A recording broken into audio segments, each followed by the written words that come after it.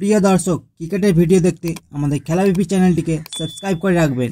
ব্রিসবেনের গাবা টেস্টের চতুর্থ দিনে ভারতীয় দল ফলোঅন এড়ানো মাত্রই ড্রেসিং রুমে উচ্ছ্বাস আনন্দে ভরে যায়। শেষ উইকেটে জসপ্রীত বুমরা এবং আকাশদীপ 39 রানে অপরাজিত জুটি গড়ে দলকে ফলোঅন থেকে রক্ষা করেন।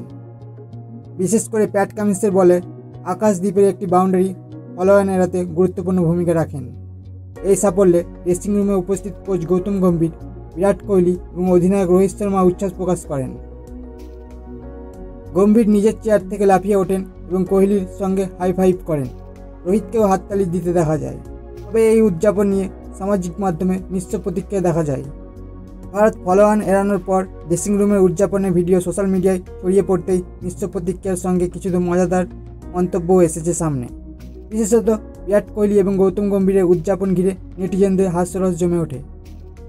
ফলোঅন এড়ানো মানে কি বিশ্বকাপ জেতা? এত সেলিব্রেশন কেন?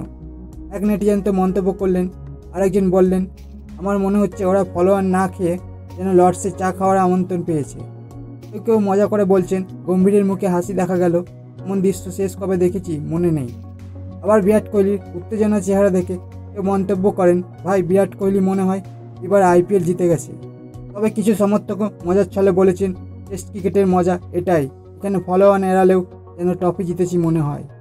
এই ঘটনা প্রমাণ করলো ক্রিকেট শুধু খেলা নয়, এটি আবেগ, এবং সেই আবেগ কখনো কখনো মজার রূপ ধারণ করতে পারে।